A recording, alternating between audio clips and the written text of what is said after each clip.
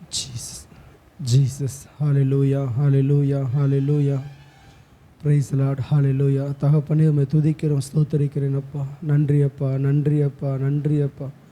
ஆண்டவரே, இந்த நல்ல அருமையான ஆசீர்வதிக்கப்பட்ட காலை வேலைக்காக நன்றி செலுத்துகிறோம்.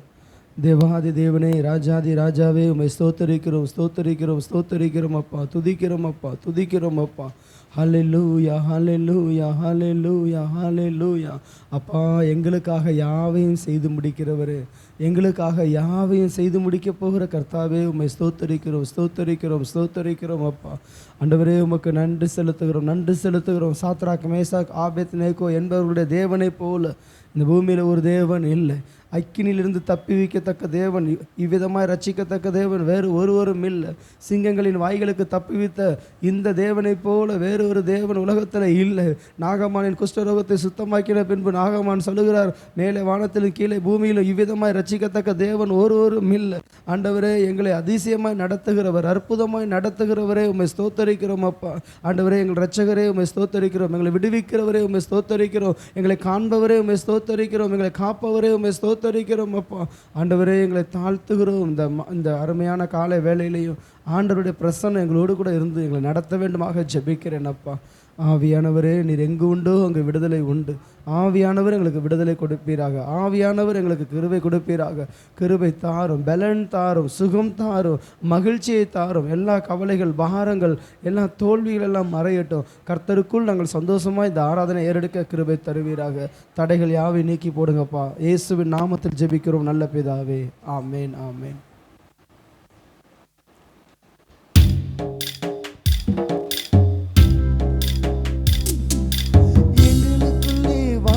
செய்யும் ஆவியானவரே, இந்நாளிலும் சித்தம் போல் நடத்தி செல்லுமையா. எங்களுக்குள்ளே வாசம் செய்யும் ஆவியானவரே, இந்நாளிலும் சித்தம் போல் நடத்தி செல்லுமையா. ஆவியானவரே,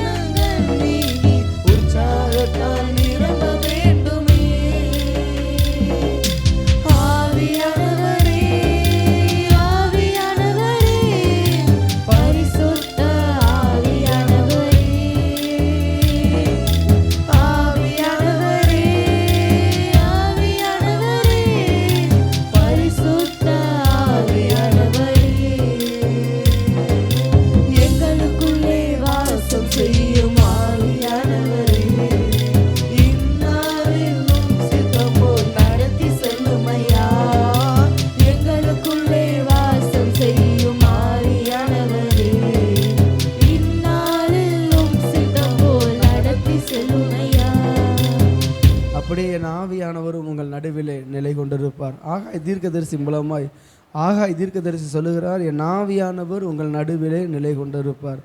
அன்றைக்கு ஆலயத்தை கட்டுவதற்காக யோசுவாவுக்கும் செருபாபேலுக்கும் துணை நின்று ஜனங்களுக்கும் உற்சாகப்படுத்தி தீர்க்க தரிசனம் சொல்லி நீங்கள் கர்த்தருடைய வேலையை நடத்துங்கள் என்று சொல்லி அந்த காரியங்கள் எல்லாம் நடந்தேறப்படுகிறார். இன்றைக்கு நம்முடைய லைஃப்பில் முன்னேறி செல்ல முடியாத தடைகள் எல்லாம் நீங்கும்படி ஆவியானவர் நமக்கு உதவி செய்வாராக. அடுத்த பாடல், அடைக்கலமே உமது அடிமை நானே. அல்லேலூயா. அந்த உலகத்தில் மனுஷன்ட்ட போய் சொல்லுவாங்க, ஐயோ பிண்டு, நான் உன்னை நம்பி இருக்கிறேன், நான் உன்னை சார்ந்துட்டேன், வேறு எங்கேயுமே நான் போக முடியாது, உங்ககிட்டே நான் தஞ்சம் வந்துட்டேன், தஞ்சம் புகுந்துட்டேன் அப்படிம்பாங்க. நமக்கு இன்னைக்கு தஞ்சம் எங்கேன்னா இயேசு கிறிஸ்து ஒருவர் தான். அல்லேலூயா, அல்லேலூயா. பாடி துதிக்கலாமா?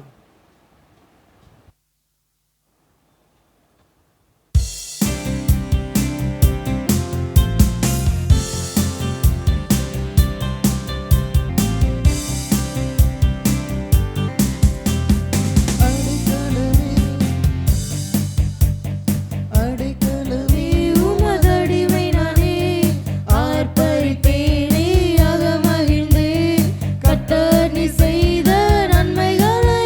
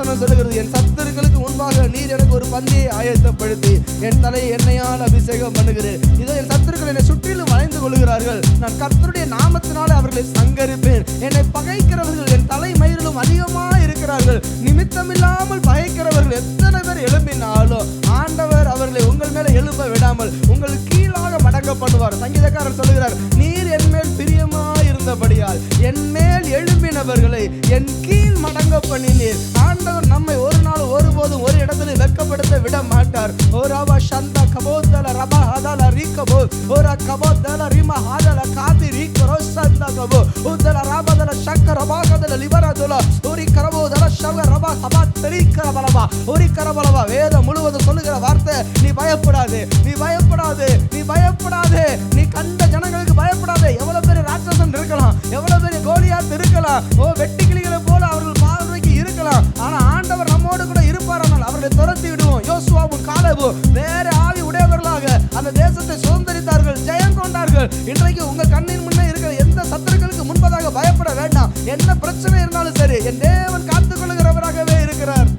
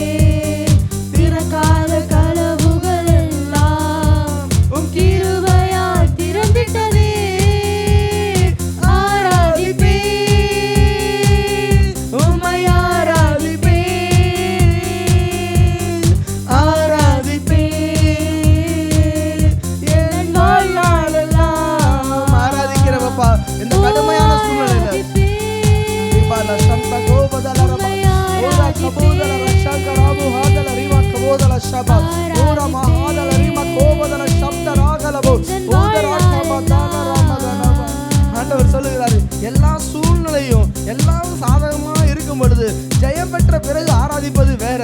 மிரியாமும் அவங்களோடு கூட சேர்ந்த ஜனங்களும் அந்த செங்கடலை கடந்த பிறகு அவர்கள் துதித்தார்கள், பாடினார்கள், ஆராதித்தார்கள். ஆனால் காலப்போக்கில் ஆண்டவர் பிரச்சனைக்கு முன்பதாகவே நீ ஆர்ப்பரி, ப்ராப்ளத்துக்கு முன்பதாகவே நீ ஆராதனை செய்ய கற்றுக் கொடுக்க ஆரம்பித்தார். நம்ம பல வேலைகளில் நம்முடைய சூழ்நிலைகள் மாறினால், நம்முடைய பிரச்சனைகள் மாறினால் தேவனை துதிப்போம். ஆனா ஆண்டவர் அதன் நடுவில் நீ துதி, நான் உடைப்பேன். பவுலும் சீலாவும் சிறைச்சாலையில் துதி துதிக்கும் பொழுது அந்த சிறைச்சாலையின் கதவுகள் உடைந்தது, அஸ்திவாரங்கள் நிர்மூலமானது. ஓ ரபா ஹஷா கலபா, எல்லோருடைய கட்டுகளும் அருந்தது. ஓ நீ மாதரா கோதோல ரபா கரோதல ஷக்க ராபா தலபா ஓரா கபூதல சந்த ராபா தூல ரிமா ஹாதனை கரபோ ஓரா ஹாதல பராபல ஷபல. ஆண்டவரே, நான் கட்டப்பட்டு கிடக்கிறேன், நான் செயல்பட முடியாம இருக்கிறேன். இதன் நடுவில் நான் எப்படி எப்பா துதிப்பேன்? எனக்கு கொஞ்சம் விடுதலை கொடுங்க, நான் உண்மை துதிப்பேன். இன்னும் கொஞ்சம் என்ன விடுதலை செய்யுங்க, நான் உண்மை ஆராதிப்பேன், நான் உமக்காய் ஓடுவேன். ஆண்டவர் சொல்ல, நீ துதி, நான் உன்னை உயர்த்துவேன். நீ ஆராதனை செய், நான் உன்னை மகிமைப்படுத்துவேன். ஓ ரீமஹா சந்தல ரோதலபா, பெற்றுக்கொண்டோம் என்று விசுவாசியுங்கள், அப்பொழுது பெற்றுக்கொள்வீர்கள். ஓ ரீமா கோத சீக்கராபோதல ரீமஹாதலே சீக்கரோதலபோ ஓரி கபோதல சத்தல ரிவா கரபோ ஓரி கரபோதல லிவரி ஹாதல சௌதல போரா கரபா ஓரி கரபோதல சபல கரபோதல லபரா ஹாதல லிபா ஓரி கரபோதல சத்தல ரிவா ஹானே கரபோ சந்தலோ ஓரி கரபோதல சிபல கரதலபோ ஓரி மா கதரி ஹாதல திசிக்கபோதலபா லிபத்தரே சீமா ஹாதனி கரபலபா. ஆண்டவர் விரும்புகிறதெல்லாம் ஒண்ணே ஒண்ணுதான்.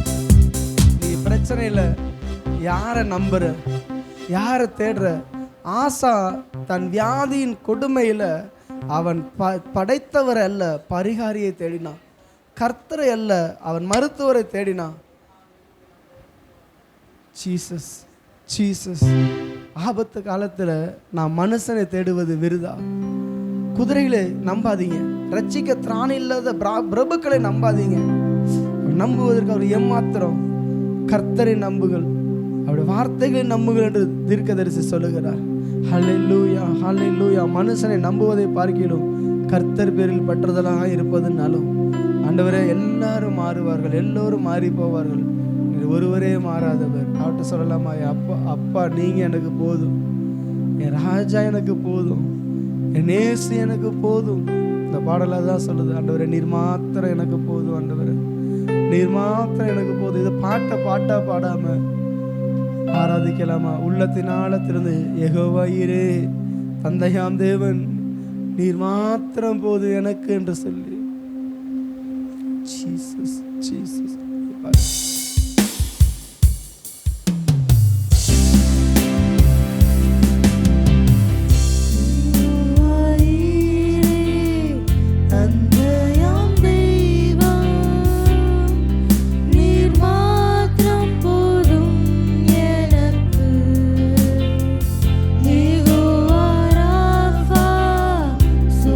தரும் தெய்வம், உம் தழும்புகள்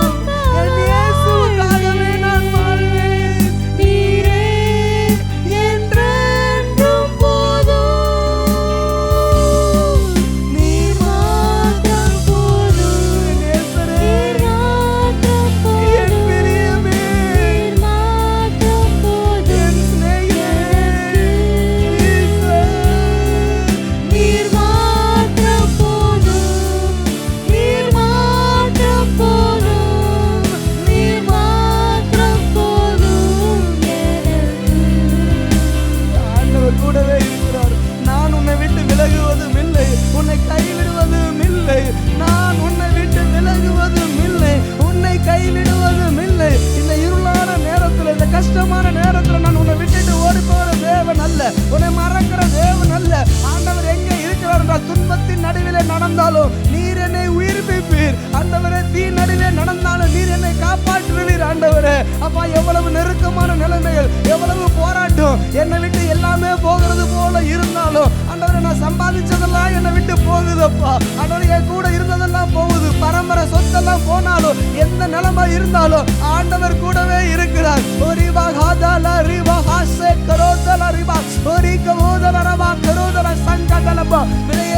பெற்ற சொத்து இயேசு. இயேசுவால் எல்லாவற்றையும் மீட்டுக் கொள்ள முடியும். என் இயேசுவால் எல்லாவற்றையும் பெற்றுக் கொள்ள முடியும்.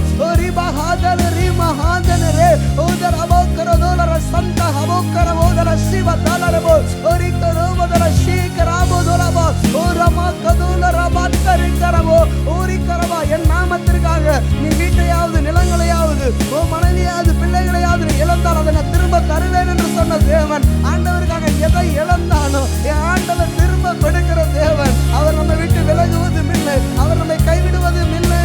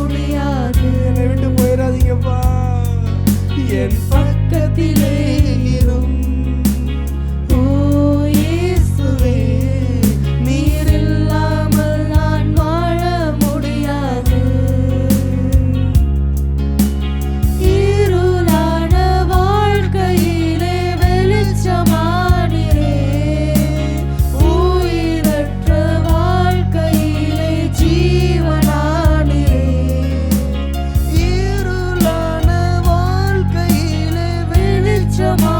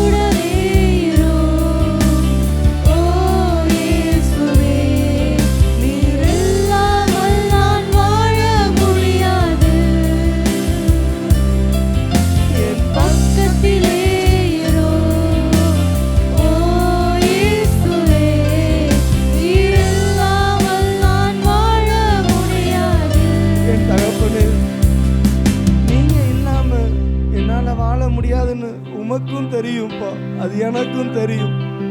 ஆண்டவரே, நீர் என்னை விட்டு விலகினால் நான் மரித்து போவேன். உடைய முகத்தை எங்களுக்கு மறைத்து கொண்டால் நாங்கள் என்ன செய்வோம் ஆண்டவரே, என்ன செய்வோம்? தேவனே, தேவனே, ஆண்டவரை பார்த்து சொல்லலாமா இன்னொரு விசை? என் கூடவே இரும் ஆண்டவரே, என் கூடவே இரும் ஆண்டவரே, என் கூடவே இரும் ஓ இயேசுவே. நீர் இல்லாமல் நான் வாழ முடியாது. என் பக்கத்திலே இரும் ஓ இயேசுவே. நீர் இல்லாமல் நான் வாழ முடியாது. என் கூடவே இரும் ஓ இயேசுவே. நீர் இல்லாமல் நான் வாழ முடியாது. என் பக்கத்திலே இரும் ஓ இயேசுவே. நீர் இல்லாமல் நான் வாழ முடியாது. என் ஆத்துமாவும் என் சரீரமும் என் ஆண்டவருக்கே சொந்தம். என் ஆத்துமாவும் என் சரீரமும் என் இயேசுவுக்கே சொந்தம். என் ஜீவனும் நீரே, என் சுவாசமும் நீரே. என்னுடைய எல்லாம் நீங்க தான்ப்பா. என் இதய துடிப்பு நீங்க தான். கண்ணை மூடினால் நீர் தான், கண்ணை திறந்தாலும் நீங்க தான். நான் அமரும் பொழுது நீர் என்னோடு அமருகிறீர். நான் எழும்பும் போது நீர் என்னோடு எழும்புகிறீரப்பா. நான் நடந்தாலும் ஓடினாலும் என்னை சூழ்ந்திருக்கிறீரப்பா. என்னை நேசிக்கிற தேவனே, இயேசுவே, இயேசுவே, இயேசுவே. முற்புறத்திலும் பிற்புறத்திலும் நீர் என்னை நெருக்கி உமது கரத்தை என் மேல் வைக்கிறீர். இந்த அறிவு எனக்கு எட்டாததா இருக்கிறது. எனக்கு ஆச்சரியமா இருக்கிறது. எப்படி என்னை நேசிக்கிறீர் ஆண்டவரே, எவ்வளவு என்னை நேசிக்கிறீர். எங்களை எவ்வளவு நேசிக்கிறீர், எங்களை எவ்வளவு நேசிக்கிறீர் அப்பா. தேவ அன்பினால் எங்களை நிரப்பு. எங்கள் பாத்திரம் நிரம்பி நிரம்பி வழியட்டும். இந்த தேவனுடைய அன்பில கொஞ்சம் கூட குறையக்கூடாதுப்பா, கொஞ்சம் கூட குறைஞ்சிடக்கூடாதுப்பா. ஆண்டவரே, தனிஞ்சிடவே கூடாது. ஏசப்பாவுடைய அன்பில் கொஞ்சம் கூட அந்த தனிவே வந்துடக்கூடாதுப்பா. ஆண்டவரே, இன்னும் இன்னும் இன்னும் இந்த இதயம் உங்களுக்காக ஏங்கட்டும். ஆவியானவரே, எங்கள் இதயத்தை என் இயேசுவின் மேலேயே திருப்புவீராக. பரிசுத்த ஆவியானவரே, எங்கள் இதயத்தையும் சிந்தையும் மனதை, எங்கள் ஆத்துமாவை, எங்கள் உணர்வுகளை, எங்கள் உணர்ச்சிகளை, எங்களுக்கு உண்டான எல்லாவற்றையும் என் ஆண்டவராக இயேசு கிறிஸ்து மேலேயே திருப்புவீராக. எங்களுக்காக கல்வாரியில ஜீவனை கொடுத்த அருள்நாதராகிய இயேசுவின் மேலேயே எங்கள் இருதயம் இருப்பதாக. அன்பு பெருகட்டும் அப்பா. உங்க மேல உள்ள அன்பு பெருகட்டும் ஆண்டவரே. உங்க மேல உள்ள அன்பு பெருகட்டும் ஆண்டவரே. ஒரு மெக்கானிக்கல் லைஃப் வேண்டாம் ஆண்டவரே, ஒரு மெக்கானிக்கல் லவ் வேணாம் ஆண்டவரே, ஒரு ரியல் லவ் ஆண்டவரே. அந்த அகாப்பே அன்பு, என்னை நேசித்தது போல நானும் நேசிப்பதற்கு கடனாளியா இருக்கிறேன் ஆண்டவரே. அந்த நேசத்தை ஊற்றுங்கப்பா, ஊற்றுங்கப்பா, ஊற்றுங்க. உலகத்தில் உள்ளவையிலும் அன்பு கூற விருப்பமே இல்லை. என் இயேசு எங்க இருக்கிறாரு அங்கே நான் இருக்க விரும்புகிறேன். என் இயேசுவின் முகத்தையே பார்க்க விரும்புகிறேன். என் இயேசுவின் கரத்தையே பிடிக்க விரும்புகிறேன். என் இயேசுவின் பாதப்படியில விழுந்து கிடக்கவே விரும்புகிறேன். ஆதி அன்பிலே, ஆதி அன்புக்கு ஆண்டவரே ஏங்குகிறோம் அப்பா. ஆதி அன்புக்கு நாங்கள் ஏங்குகிறோம். அந்த அன்பினால் எங்களை நிரப்பும் ஆண்டவரே, நிரப்பும். இயேசுவின் நாமத்தில் ஜெபிக்கிறோம் உங்கள் நல்ல பிதாவே. ஆமேன், ஆமேன். அமர்ந்து கொள்வோம்.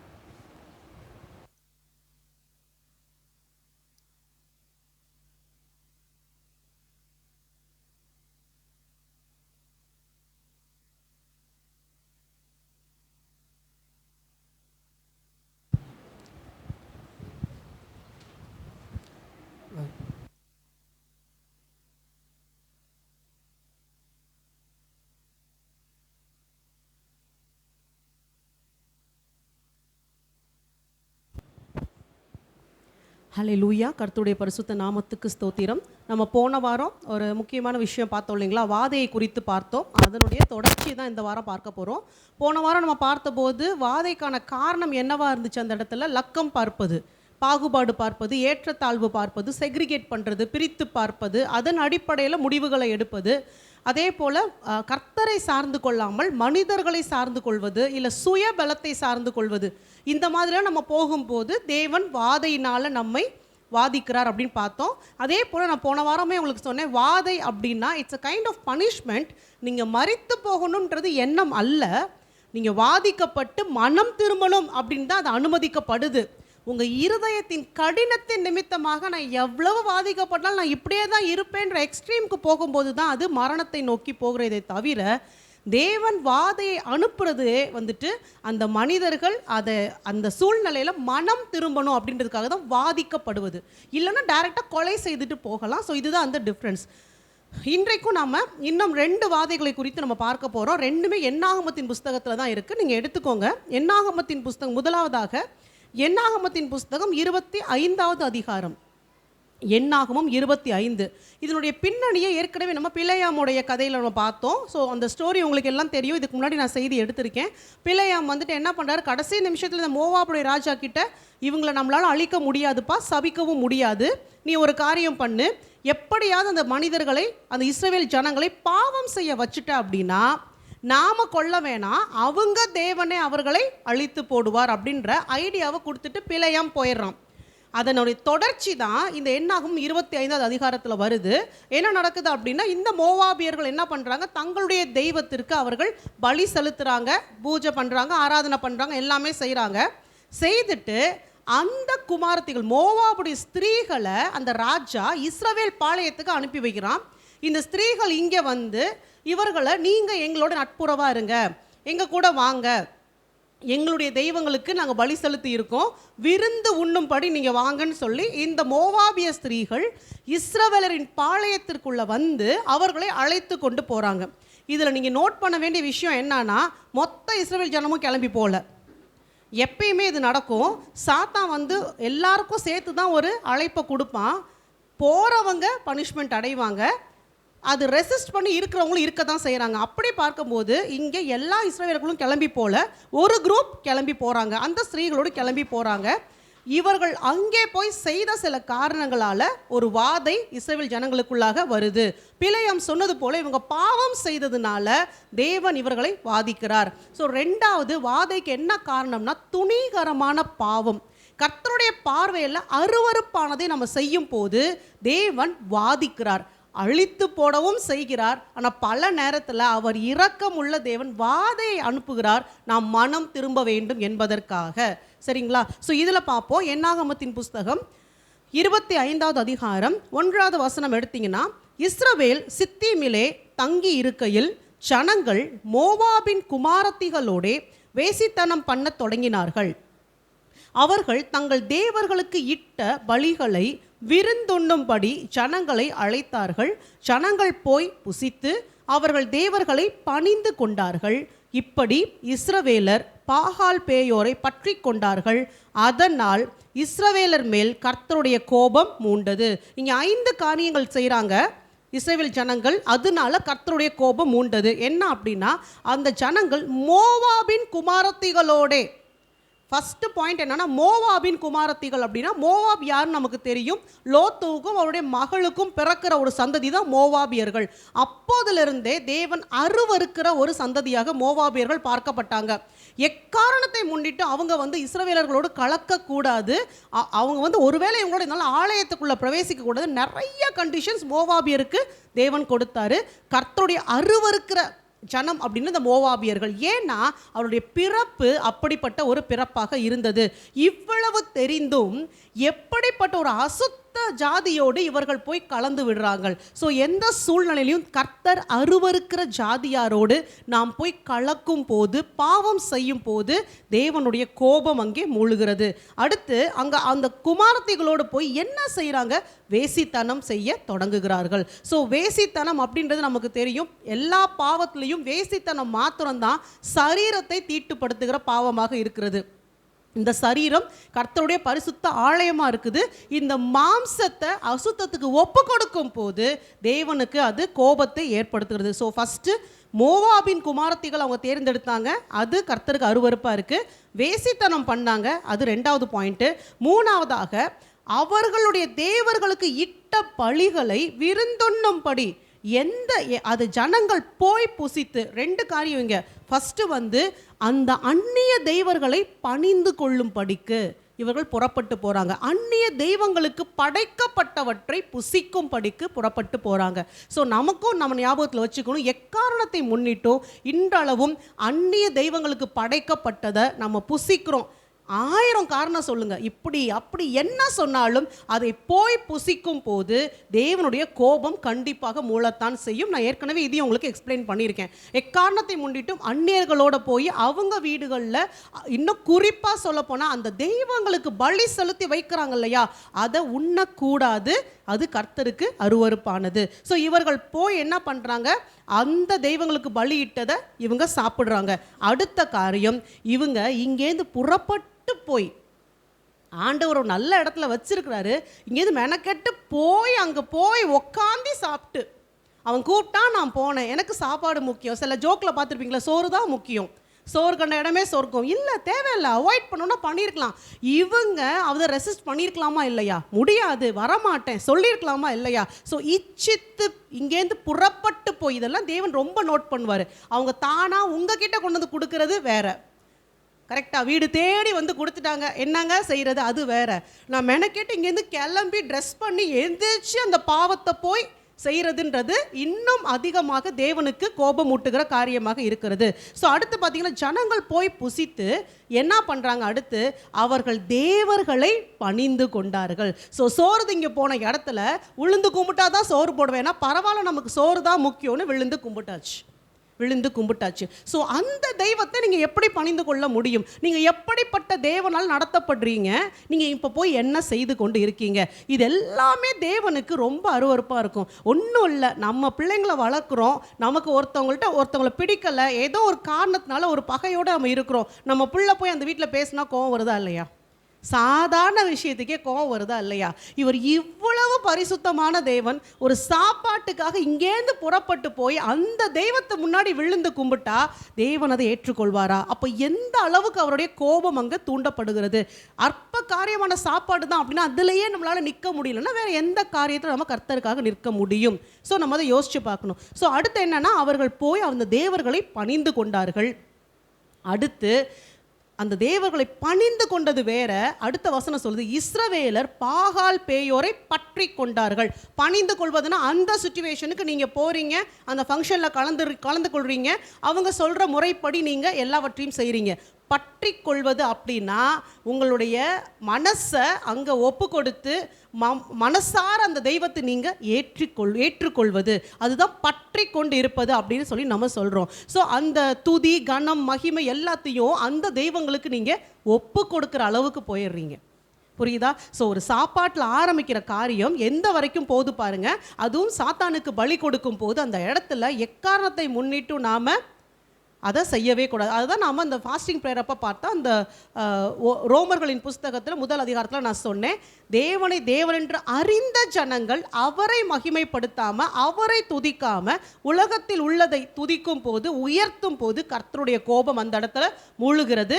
அப்படி செய்யும் போது தேவனே அவர்களை அசுத்தத்திற்கு ஒப்பு கொடுக்கிறார். ஸோ நீங்கள் இச்சிக்கிறத தாண்டி கர்த்தர் ஒப்பு கொடுத்துருவார். போ, பாவம் பண்ணு, விழுந்து போ, நான் அடிக்கிற நாளில் உனக்கும் அது சேர்த்து தான் நடக்கும் அப்படின்னு சொல்லி சொல்கிறாரு. ஸோ நல்லா புரிஞ்சுக்கோங்க, பற்றி கொள்வது அப்படின்றது ஒரு பாண்டை குறிக்கும். புரியுதுங்களா? சேவிப்பது விழுந்து கும்பிடுறது, பற்றி கொள்வதுன்றப்ப ஒரு இணை பிரியாத ஒரு பாண்டேஜ், ஒரு ஐக்கியத்தை அது குறிக்கும். நீங்கள் அதில் ஊறி போயிடுவீங்க. எப்படின்னு சொல்லி உதாரணம் சொல்லணும்னா, அதுக்கப்புறம் அது தப்புன்னு தெரிஞ்சாலும் அவங்க சொன்னால் உங்களால் மீற முடியாது. அதுதான் பற்றி கொள்வது. நமக்கு நல்லா தெரியும் அங்கே போகக்கூடாது செய்யக்கூடாது, ஆனால் அவங்க சொல்லுவாங்க, ப்ளீஸ் இந்த ஒரு தடவை வாங்கலை, நீங்கள் வந்தால் என்ன, நான் ரொம்ப சந்தோஷப்படுவேன். அந்த வார்த்தையை தட்ட முடியாத அளவுக்கு நீங்கள் அவர்களால் பிணைக்கப்பட்டு போயிருவீங்க. ஸோ இது எல்லாவற்றையும் இந்த இஸ்ரவேல் ஜனங்கள் செய்தாங்க. 3 வசனத்தில் இவ்வளவு காரியங்கள் அவர்கள் செய்ததுனால தேவனுடைய கோபம் இப்பொழுது இஸ்ரவேல் ஜனங்கள் மேலே மூழ்கிறது. கோபம் வந்துச்சுன்னா அடுத்து என்ன நடக்கும்? வாதையை தான் கர்த்தர் அனுப்புவார். எப்பயுமே தேவனை பொறுத்த வரைக்கும் தன்னுடைய ஜனங்கள் மடிந்து போவது அவருடைய சித்தம் அல்ல. ஸோ இவ்வளவும் அவங்க பண்ணிட்டாங்கன்னு சொல்லி இப்போ வாதையை அவர் அனுப்புகிறார். என்ன பண்ணுறாருன்னு பாருங்கள். என்னாகமத்தின் புஸ்தகம் 25:4. கர்த்தர் மோசேயை நோக்கி, கர்த்தருடைய உக்கிரமான கோபம் இஸ்ரவேலை விட்டு நீங்கும்படி நீ ஜனங்களின் தலைவர் எல்லாரையும் கூட்டிக் கொண்டு அப்படி செய்தவர்களை சூரியனுக்கு எதிரே கர்த்தருடைய சன்னிதானத்தில் தூக்கி போடும்படி செய் என்றார். ஸோ கர்த்தர் இப்போ மோசேயை கூப்பிட்டு ஒரு ரெமெடி கொடுக்குறாரு. இங்கேருந்து ஒரு குரூப் கிளம்பி போய் இவ்வளவு காரியத்தையும் பண்ணிட்டாங்கப்பா, நான் உனக்கு ரெமடி கொடுக்குறேன். இப்போ மற்றவங்களும் இதனால் தீட்டுப்பட்டு போகக்கூடாது, மற்றவங்களும் அழிக்கப்பட்டு போகக்கூடாது. அதனால நீ என்ன பண்ணணும்? இவங்க எல்லாம் யாரெல்லாம் இங்கேருந்து அங்கே போய் தப்பு பண்ணினாங்களோ அவர்கள் எல்லாரையும் சூரியனுக்கு எதிரே தூக்கி போடு, அப்படின்னா அவர்களை கொலை செய்திரு, அவர்களை இல்லாமல் செய்திரு அப்படின்னு தேவன் சொன்னால் அதில் காரணம் இருக்குமா இல்லையா? நிச்சயமாக இருக்கும். நாம் என்ன சொல்லுவோம்? பாவம் தானே, அதுவும் ஒரு ஆத்துமா தானே. இதுதான் இன்னைக்கு நம்ம பண்ணுற தப்பு. அதை தான் இந்த செய்தியில் பார்க்க போகிறோம். தெளிவாக மோசே கிட்ட சொல்கிறாரு, அவர்களுக்காக விண்ணப்பம் பண்ணுன்னு சொல்லலை, அவர்களுக்காக ஜெபம் பண்ணு, அழுது புலம்பு எதுவுமே சொல்லலை. நேராக போ, அவங்கள கூட்டு வா, என்னுடைய சந்நிதியில் அவர்களை கொலை செய்திரு அப்படின்னு தேவன் சொல்றாரு. ஆனால் மோசே என்ன பண்றாரு பாருங்க. 6வது வசனம். அப்பொழுது மோசேயும் இஸ்ரவேல் புத்திரராகிய சபையார் அனைவரும் ஆசரிப்பு கூடார வாசலுக்கு முன்பாக அழுது கொண்டு நிற்கையில் அவர்கள் கண்களுக்கு முன்பாக இஸ்ரவேல் புத்திரரில் ஒருவன் ஒரு மீதியான ஸ்திரீயை தன் சகோதரரிடத்தில் அழைத்து கொண்டு வந்தான். ஸோ தேவன் மோசே கிட்ட சொல்றாரு, நீ போய் அவர்களை பிடித்து கொன்று போடு. ஆனால் மோசே நம்ம எல்லாருக்குமே தெரியும், ஒரு ட்ரூ பாஸ்டர்னு சொல்லலாம், ஒரு உண்மையான ஊழியக்காரனா, ஆண்டவரே அவர்களை மன்னியும்னு அதே ஆசரிப்பு கூடார வாசல்ல நின்று அழுதுட்டு இருக்காரு. ஐயோ அந்த ஆத்துமாக்கள் முக்கியம் ஆண்டவரே, அவங்க பாவம் ஆண்டவரே, நீங்கள் மனம் இறங்குங்க ஆண்டவரே, ஒரு வாய்ப்பு கொடுங்க ஆண்டவரே. இவர் அழுதுகிட்டு நிற்கிறாரு. அழுதுட்டு நிற்கிறதுனால அதே இஸ்ரவேலர்களை ஒருத்தர் என்ன பண்ணுறான், ஒரு மீதியான ஸ்திரீயை இப்போ எங்கே கூட்டு வரான்? இஸ்ரவேல் பாளையத்துக்குள்ளே கூட்டு வந்து அதே வேசித்தன கிரியையை இங்கே செய்கிறாங்க. இன்னைக்கு கர்த்தருடைய கிருபையை போக்கடிக்கிறதுனா இப்படி தான் போக்கடிக்கிறாங்க. இன்னைக்கு இருக்கிற ஊழியக்காரர்கள் இதே ஒரு ஸ்ட்ராட்டஜியை ஃபாலோ பண்ணுறாங்க. 2 விஷயம் சொல்கிறேன் இதில். ஒன்று, ஒரு ஊழியக்காரனாக நிச்சயமாக திறப்பில் நிற்கணும். அதுதான் ஒரு ஊழியக்காரருடைய வேலை, கடமை. Everything is accepted. அப்படி தான் அவங்க இருக்கணும். எப்பேற்பட்ட மோசமான நிலைமையில் ஒரு ஆத்துமா இருந்தாலும் அந்த ஆத்துமாவுக்காக திறப்பில் நிற்கிறவன் தான் ஊழியக்காரன், பரிந்து பேசுகிறவன் தான் ஊழியக்காரன். இன்னும் வேதம் சொல்வது போல சாமுவேலும் மோசேயை போல பரிந்து பேசினது யாருமே இல்லைன்னு கர்த்தரே சொல்கிறாரு. ஆனால் ஒரு சுச்சுவேஷனில் கர்த்தர் சொல்கிறாரு, இவங்க 2 பேரும் என் முன்னாடி நின்னாலும் நான் இறங்க மாட்டேன்னா அந்த அளவுக்கு ஜனங்க பாவம் பண்ணுறாங்க. ஊழியக்காரர் ஜெபம் பண்றாரு, அதனால கர்த்தர் கேட்டு ஒரு விடுதலையை கொடுத்தா, இந்த விடுதலை எப்படி வந்ததுனே தெரியாம, இந்த பாதுகாப்பு எப்படி வந்ததுனே தெரியாம இன்னும் துணிகரமாக அவர்கள் பாவம் செய்ய போறாங்க. அப்போ ஒரு விஷயத்தை நல்லா ஞாபகம் வச்சுக்கணும், எப்பயுமே அழுதுட்டு இருக்கிறது சொல்யூஷன் கிடையாது. சில நேரத்தில் அடிக்கணும்னா அடிக்கவும் செய்யணும். ஸோ ஊழியக்காரங்க என்னன்னு கத்தி எடுத்து வெட்ட முடியாது. ஆனால் கர்த்தருடைய வார்த்தையை தைரியமாக அந்த நபர்களுக்கு நேராக சொல்ல வேண்டிய இடத்துல சொல்லித்தான் ஆகணும். கடிந்து கொள்ள வேண்டிய நேரத்தில் கடிந்து கொள்ளாமல் கண்ணே மணியேன்னு சொல்லிகிட்டே இருந்தோன்னா தேவனுடைய கோபம் இன்னும் பெரிய அளவில் எல்லார் மேலும் முற்றப்படும். இந்த சொற்ப மனிதர்கள் நிமித்தமாக பல பேர் அந்த பாவத்துக்குள்ளாக தள்ளப்படுவது நிச்சயமான காரியமாக இருக்கும். அதுதான் இங்கே நடக்குது. இவங்க அழுது புலம்புறாங்க. இவங்க அழுகையை அசட்டை பண்ணி கொண்டு நான் இன்னும் நல்லா தானே இருக்கேன், எனக்கு என்ன வந்துச்சுன்னு இப்போ துணிகரமாக அந்த பாவம் எங்கே வருது? சபைக்குள்ளேயே வந்துருச்சு. இன்னைக்கு ஜனங்க வருத்தப்படுவாங்களேன்னு சொல்ல வேண்டியதை சொல்லாமல் விடுறோம். சரி, உதாரணமாக சொல்கிறேன். ஒரு ட்ரெஸ்ஸிங் சென்ஸே இருக்கட்டும். இதை பலமுறை நம்ம பேசியிருக்கோம். முக்காடு போடுங்க, இல்லை ஒரு ஆடை அலங்காரம் வந்து இந்த மாதிரி ஒரு டீசெண்டாக இருக்கட்டும். ஏதாவது ஒன்று சொன்னால் பாஸ்டர் என்ன நினைக்கிறாரு, சொன்னால் அவங்க வருத்தப்பட்டுக்கிறாங்க, அவங்க கோவப்பட்டுக்கிறாங்க, சில சமயம் என்ன நினைக்கிறாங்க, சபையை விட்டு போயிடுறாங்க அப்படின்னு நினைக்கிறாங்க. ஆனால் அதை சொல்லலாம் அப்படின்னா அந்த அருவருப்பு சபை உள்ளார வந்து இன்னும் 10 பேர் அதை பார்த்து கெட்டு போகும்போது சபை தீட்டுப்பட்டு போகிறது. நல்ல ஒரு விஷயம் ஞாபகம் வச்சுக்கணும். ஊழியக்காரவங்களை பொறுத்த வரைக்கும் ஒரு விஷயம் ஞாபகம் வச்சுக்கணும், ஆத்துமாக்களை விட ஊழியத்தை விட கர்த்தர் முக்கியமானவர். நான் இவங்களை ப்ளீஸ் பண்ணுறதை விட என் ஃபஸ்ட்டு ஃபோக்கஸ் நான் கர்த்தரை ப்ளீஸ் பண்ணணும், அவர் சொல்கிறத நான் கரெக்டாக செய்யணுமே தவிர, சத்தியத்தை சொல்லி ஒருத்தன் வெளியே போகிறான்னா போகட்டும், பொய்ய சொல்லி அவனை உள்ளே வச்சிருக்கிறத விட சத்தியத்தை சொன்னது நிமித்தமாக அவன் வெளியே போகிறான் அப்படின்னா என்றைக்காவது ஒரு நாள், நல்லா புரிஞ்சுக்கோங்க, நீங்கள் சொன்ன அந்த சத்தியத்தின் வார்த்தை அவனை புடமிட்டு திருப்பி கொண்டு வரும். அதுதான் கர்த்தருடைய வார்த்தை. நீங்கள் தாஜா பண்ணுறதுனால அந்த ஆத்துமா ஒரு நாளும் பிழைக்காது. ஸோ இந்த இடத்துல மோசே அழுதுட்டு நிற்கிறாரு. ஆனால் அந்த உணர்வு கூட இல்லாமல் துணிகரமாக போய் ஒரு மீதியானிய ஸ்திரீயை பாளையத்துக்குள்ளாரியே அவன் கூப்பிட்டுட்டு வரான். பாருங்க அந்த 7வது வசனம், அதை ஆசாரியனாகிய ஆரோனின் குமாரனான எலெயாசாரின் மகன் பினகாஸ் கண்டபோது அவன் நடு சபையிலிருந்து எழுந்து ஒரு ஈட்டியை தன் கையிலே பிடித்து இஸ்ரவேலனாகிய அந்த மனிதன் வேசித்தனம் பண்ணும் அறையிலே அவன் பின்னாலே போய் இஸ்ரவேல் மனிதனும் அந்த ஸ்திரீயுமாகிய இருவருடைய வயிற்றிலும் ஈட்டி உருவி போக அவர்களை குத்தி போட்டான். அப்பொழுது இஸ்ரவேல் புத்திரரில் உண்டான வாதை நின்று போயிற்று. எப்ப வாதை நின்றுச்சு? தேவன் சொன்னபடி அங்க ஒருத்தனை கொன்னதுக்கே வாதை நின்றுச்சு. இதுதான் கர்த்தர், இதுதான் கர்த்தர். நாம நினைக்கிறோம் பாவம் பாவம், அவங்களாம் இரக்கம் பாராட்டுறோம் இல்லைங்களா? சில நேரத்தில் கர்த்தர் சொல்றத புரிந்து கொள்ளவும் கற்றுக்கொள்ள வேண்டும். கர்த்தர் காரணம் இல்லாமல் சொல்ல மாட்டாரு. ஆத்துமாக்கள் மேல உங்களுக்கு இருக்கிற மனதுருக்கத்தை விட கர்த்தருக்கு அதிகமாக இருக்குது, மறந்து போகக்கூடாது. அப்போ அதையும் மீறி கர்த்தர் சொல்றாரு அப்படின்னா we have to blindly obey God. கண்ணை மூடிட்டு ஆண்டவர் சொல்றதை நாம செய்யத்தான் வேண்டும். நல்லா பார்த்துக்கோங்க, இந்த ஜனங்களுக்காக மோசே ஆசரிப்பு கூடார வாசல்ல அழுது புலம்புறாரு. இந்த ஜனங்கள் இதுக்கு முன்னாடியே என்ன பண்ணாங்க? சீனாய் மலையில நடந்த சம்பவம் தெரியும். மோசே மேல மலை மேல கட்டளைகளை வாங்கி கொண்டு இருக்கும் போது கீழே ஜனங்கள் கன்றுக்குட்டியை செய்து இதே வேசித்தனத்தை தான் அங்க பண்ணிட்டு இருந்தாங்க. அப்பொழுது கர்த்தர் என்ன சொன்னார் மோசே கிட்ட? என்னை விட்டு இவங்க எல்லாரையும் நான் அழித்து போடுகிறேன், உனக்கு ஒரு புது சந்ததியை கூட உருவாக்கி தரேன், வேண்டாம் மோசே என்னை விட்டு. அன்னைக்கும் மோசே திறப்புல நின்றார். அவர் உண்மையான தேவ மனிதன், எப்பயுமே ஜனங்களுக்காக பரிதாபப்பட்டு திறப்புல நின்றார். ஆனால் அந்த ஜனங்க திருந்தினாங்களா? ஸோ மோசே மேலே தப்பு கிடையாது. இப்பயும் சொல்கிறேன், மோசே மேலே தப்பு கிடையாது. ஆனால் அந்த கிருபையை புரிந்து கொள்ளாமல் பாவத்துக்கு மேலே பாவம் செய்கிறாங்க பார்த்தீங்களா? என்னைக்காவது ஒரு நாள் தேவன் பொறுத்து போயிட்டே இருக்க மாட்டார்.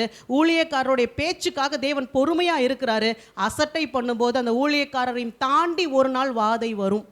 இதை உணர்ந்து கொள்ளாமல் தப்பு பண்ணிக்கிட்டே இருக்கிறோம். இன்னைக்கு தண்டனை வரலன்னா என்னைக்காவது ஒரு நாள் நிச்சயமாக தண்டனை வந்து சேரும். ஸோ அந்த இடத்துலயே மோசே என்ன சொல்கிறாரு அவர்கிட்ட? ஆண்டவரே ப்ளீஸ் அவங்கள மன்னிச்சிருங்க, விட்டுருங்க, இரக்கம் பாராட்டுங்க. ஆனாலும் ஜனங்கள் தப்பு செஞ்சாங்க. அப்போ தான் மோசே என்ன பண்ணுறாரு? அந்த இடத்துல வந்துட்டு கீழே கேட்குறாரு, யார் கர்த்தருடைய பட்சத்தில் இருக்கீங்கன்றப்போ லேவி கோத்திரத்தார் பிரிந்து வராங்க. லேவி கோத்திரத்தார் பிரிந்து வந்த போது தான் இப்போ யாரெல்லாம் கர்த்தருடைய பட்சத்தில் வராமல் இன்னும் துணிகரமாக தவறு செய்கிறாங்களோ அவங்கள வெட்டி போடுங்கன்னு சொல்கிறாங்க. அந்த இடத்துல அவர்கள் வெட்டப்பட்ட பிறகு தான் கர்த்தருடைய கோபம் அந்த இடத்துலையும் அமர்ந்திருப்பதை நம்ம பார்க்க முடிகிறது. ஸோ சில இடத்துல சில களைகளை வெட்டணும்னா வெட்டித்தான் ஆக வேண்டும். மறுபடியும் சொல்கிறேன், இன்றைக்கி நான் கத்தி எடுத்துகிட்டு போய் ஆத்துமாக்களை வெட்ட முடியாது.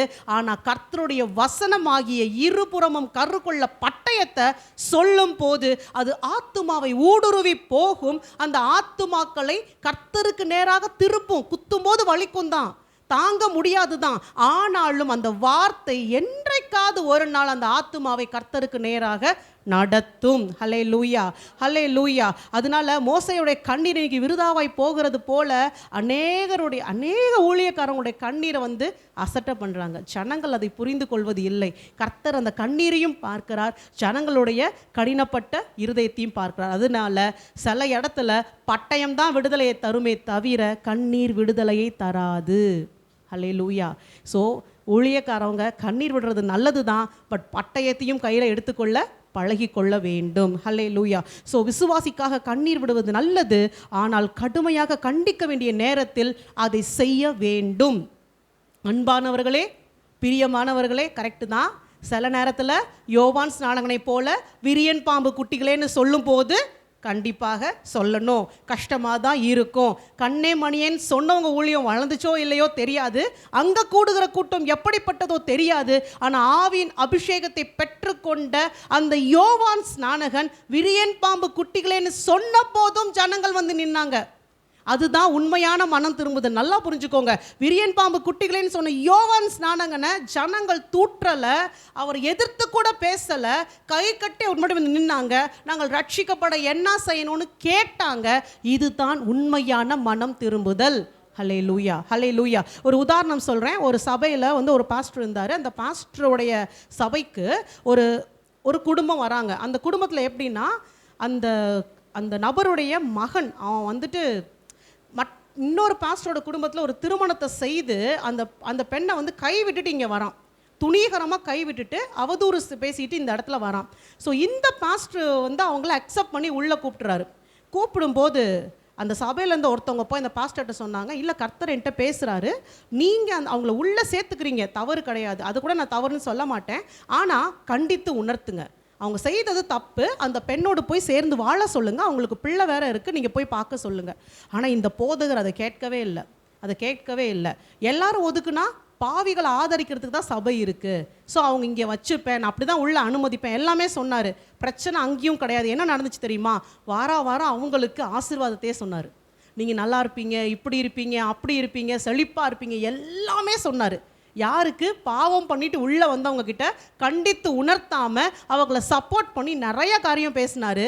முடிவு, இன்னைக்கு இந்த சபை இல்லை. அவன் நல்லா இருக்கான், அவங்க நல்லா இருப்பாங்க. அதான் நான் சொல்லல, கிருபையில் ஓடுற வரைக்கும் ஓடுன ஆண்டவர் கை விட்டுவாங்க இல்லையா, அதில் அவங்க இருக்காங்க. ஆனால் அந்த சபை இன்னைக்கு விழுந்து போனது. ஸோ ரொம்ப ஜாக்கிரதையாக இருக்கணும். நீங்கள் ஆத்துமாக்களுக்காக இறக்கப்படுறன்ற பேரில் வார்த்தையை கண்டித்து உணர்த்தாமல் போனால் அது சபையை காலி பண்ணிட்டு போயிடும்.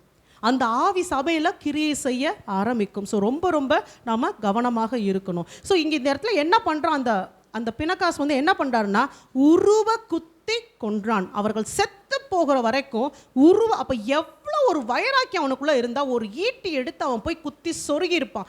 அந்த அளவுக்கு கர்த்தர் மேல் பற்றுகிற வைராக்கியம் இன்றைக்கு நமக்குள்ளாக இருக்கணும். ஸோ அவங்க செத்த போது தான் கர்த்தருடைய கோபம் நின்றது, வாதை நின்றது. அதன் நிமித்தமாக லட்சக்கணக்கான ஜனங்கள் அங்கே பாதுகாக்கப்படுறாங்க. ஸோ ஒருத்தன் செத்தான், பட் லட்சக்கணக்கான ஜனங்கள் பாதுகாக்கப்படுகிறார்கள். ஸோ வாதை நிமித்தமாக மடிந்து போவதை காட்டிலும் நீங்கள் ஜனங்களை ரட்சிப்பது ரொம்ப அதிகமாக இருக்குது. வாதை நிமித்தம் ஜனங்கள் செத்து போவதை பார்க்க அவங்க ரட்சிக்கப்படுற காரியம் அதிகமாக இருக்கிறது. ஸோ இதுக்காக என்ன ஒரு ரிவார்டு ஆண்டவர் கொடுத்தார் அப்படின்னு பார்த்தீங்கன்னா, அந்த பினகாசுக்கு கர்த்தர் ஒரு ரிவார்டு கொடுக்குறாரு.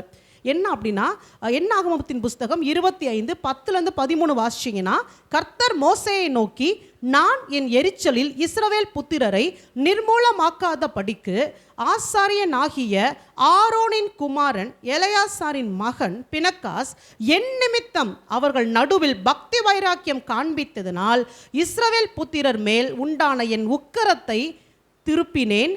ஆகையால் இதோ அவனுக்கு என் சமாதானத்தின் உடன்படிக்கையை கட்டளையிடுகிறேன். நல்லா பாருங்க, பினகாஸ் யாருக்காக பக்தி வைராக்கியம் பாராட்டினாரு? கர்த்தருக்காக. என் கர்த்தருடைய கோபத்தை தூண்டுகிற காரியத்தை நீ எப்படி செய்வ? இதைத்தான் பேதுருவும் செய்திருப்பார் அனனியா சஃபீரால் விஷயத்துல. நீ என்னையே ஏமாத்தல, எவ்வளவு தைரியம் வந்தா பரிசுத்த ஆவியானவருக்கு விரோதமாக பொய் சொல்லுவ? அப்ப ஊழியக்காரங்களோட இருதயத்துல தன்னை குறித்து இல்ல, கர்த்தரை பற்றுகிற பக்தி வைராக்கியம் இருக்கணும். எவ்வளவு துணிகரமாக தேவனுக்கு முன்பதாக நீங்கள் சபையில போய் சொல்வீங்க, எவ்வளவு துணிகரமா கர்த்தருக்கு முன்பதாக விபச்சார பாவம் செய்வீங்க, எவ்வளவு துணிகரமா கர்த்தருக்கு முன்பாக நீ சபைக்குள்ளார இப்படிப்பட்ட அருவருப்புகளை செய்வ. இந்த வைராக்கியம் இன்னைக்கு நமக்குள்ளாக இருக்கணும். அவன் பண்றது எனக்கு விரோதமாவோ அவனுக்கு விரோதமாவோ இல்ல, கர்த்தருக்கு விரோதமாக. ஸோ அந்த வைராக்கியம் நம்ம மனசுல இருக்கணும். இங்க எலெயாசாருக்கு அந்த ஒரு வைராக்கியம் தான் இருந்துச்சு, கர்த்தருக்காக பக்தி வைராக்கியம்.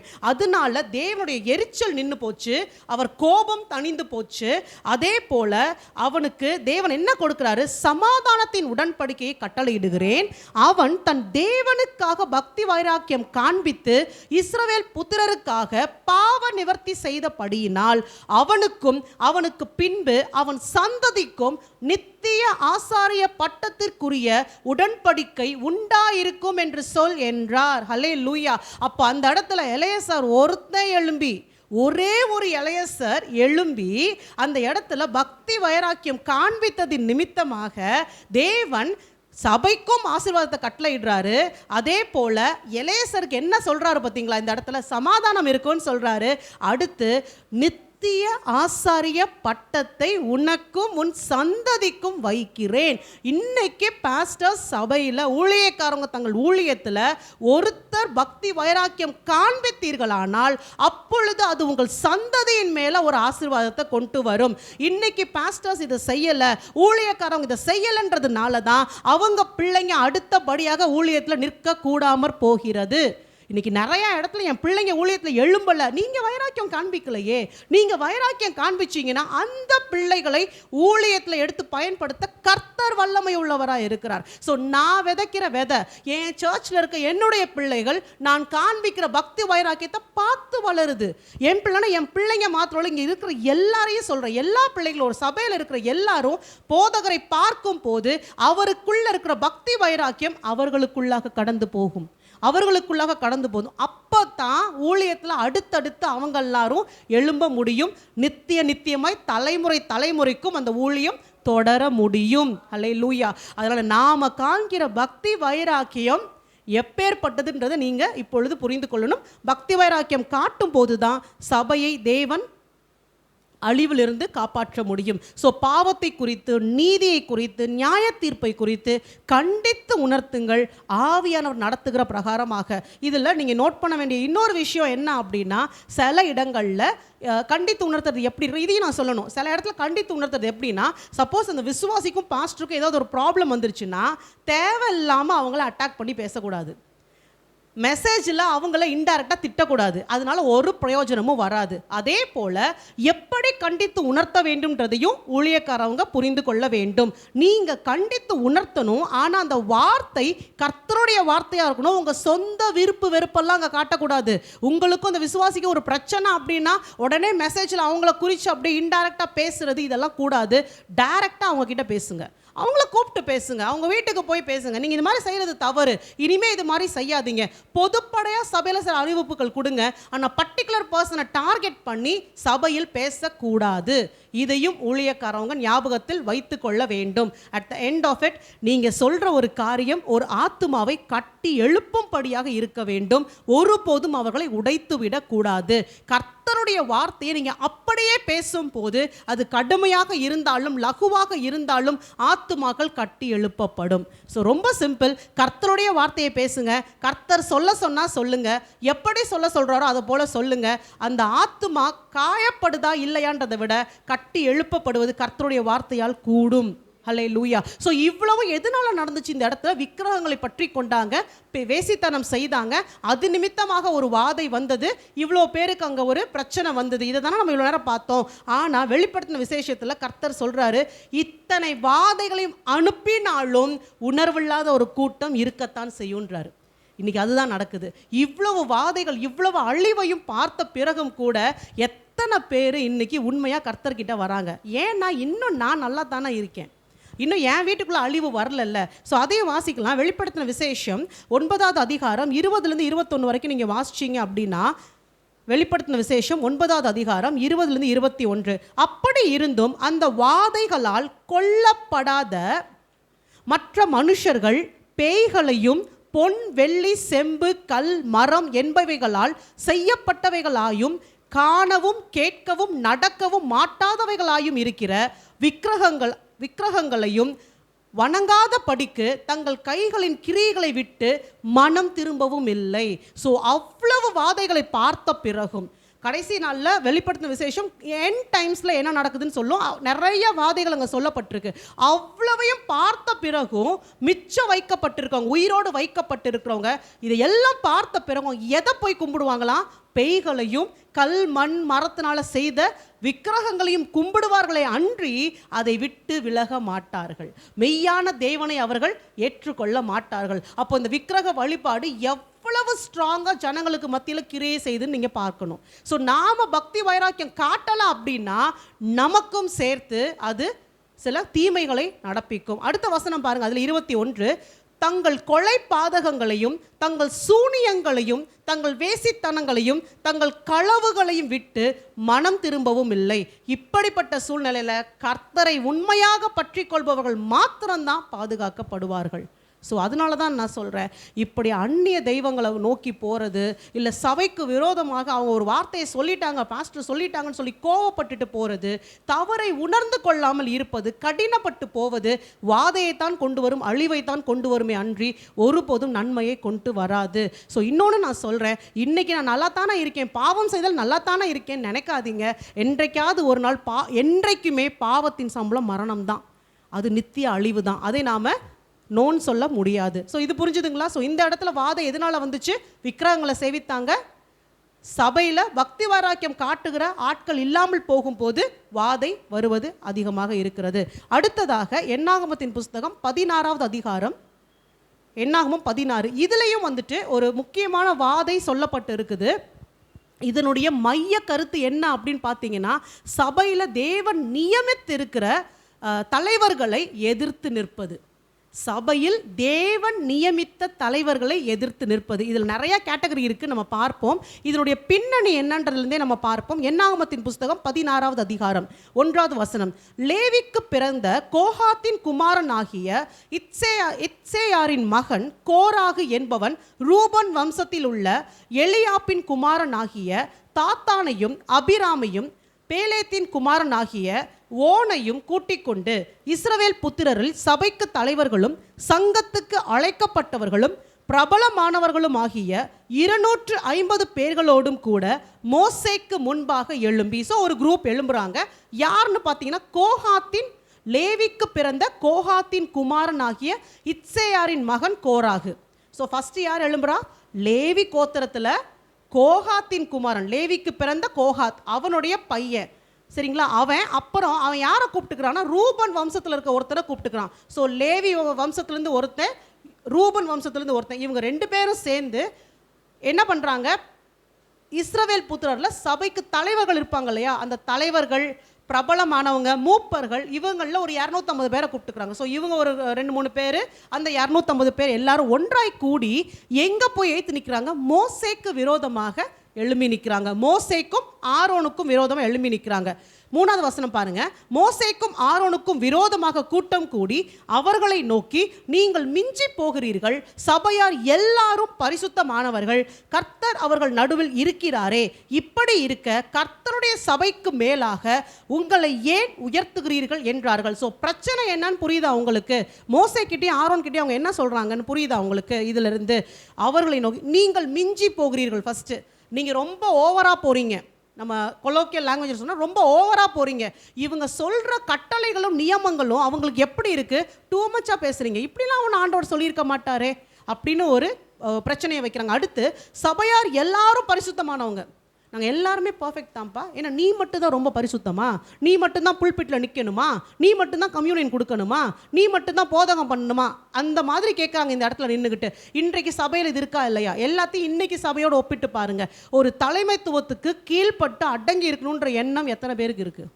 நான் பிள்ளைகள் வரைக்கும் சொல்கிறேன், சபையை மட்டும் வச்சு பார்க்காதீங்க, ஒரு குடும்பத்தை எடுத்துக்கோங்க. குடும்பத்தில் இருக்க தகப்பனுக்கும் தாய்க்கும் கீழ்ப்படியணுன்ற எண்ணம் எத்தனை பிள்ளைகளுக்கு இருக்குது? ஒரு ஸ்கூலில் தலைமை ஆசிரியருக்கு கீழ்ப்படியணும், ஆசிரியருக்கு கீழ்ப்படியணுன்ற எண்ணம் எத்தனை பிள்ளைங்களுக்கு இருக்குது? சின்ன பிள்ளைகிட்ட கூட இன்றைக்கி இல்லை, சின்ன பிள்ளைங்க கிட்ட கூட இல்லை. நீங்கள் ஒரு வார்த்தை சொன்னீங்கன்னா, ஏன், எதுக்கு, நான் செய்யணுமா, இதுதான் வருதே தவிர எத்தனை பேர் சரி நான் செய்கிறேன், எத்தனை பேர் ஒத்துக்கிறாங்க? எத்தனை பேர் ஒத்துக்கிறாங்க? இன்றைக்கி நீங்கள் ஸ்கூலுக்குள்ளே போய் பாருங்களேன், நாங்கள்லாம் படித்த போது அந்த ஹெட் மிஸ்ட்ரஸை பார்த்தோ ஹெட் மாஸ்டரை பார்த்தோ பயந்து ஒதுங்கி போகும், பயப்படுவோம் அவங்கள பார்க்கும்போது. இன்றைக்கி பிள்ளைங்க அவர்களை குறை சொல்கிறாங்க, எதிர்த்து பேசுகிறாங்க, சண்டை போடுறாங்க. என் பொண்ணோட ஸ்கூலில் நடந்த சம்பவம் தான். ப்ரைமரி பிளாக் வரைக்கும் November 14 சில்ட்ரன்ஸ் டே அன்னைக்கு கலர் ட்ரெஸ்ன்னு சொல்லி எப்பயுமே ஹோல் ஸ்கூலுக்கும் இருக்கும். புதுசாக ஒரு ரூல் கொண்டு வந்தாங்க. 5ஆம் கிளாஸ் வரைக்கும் கலர் ட்ரெஸ், அதுக்கு மேலே வந்து கலர் ட்ரெஸ் கிடையாது, சில்ட்ரன்ஸ் டே அன்னைக்கு யூனிஃபார்மில் தான் வரணும். இது ஒரு பெரிய விஷயமே இல்லை. இதுக்கு பிரின்சிபல், வைஸ் பிரின்சிபல் வரைக்கும் போய் பிள்ளைங்க சண்டை போட்டிருக்காங்க. எப்படி நீங்கள் சொல்லலாம், ஏன் நாங்கள் கலர் ட்ரெஸ் போடக்கூடாது, அது என்ன அவங்களுக்கு மட்டும் நீங்கள் ஏன்? நான் ஒரே வார்த்தை கேட்டேன் என் பொண்ணுக்கிட்ட, ஒரு தலைமைத்துவத்துக்கு அடங்கி இருக்க ஏன் உங்களால் முடியல?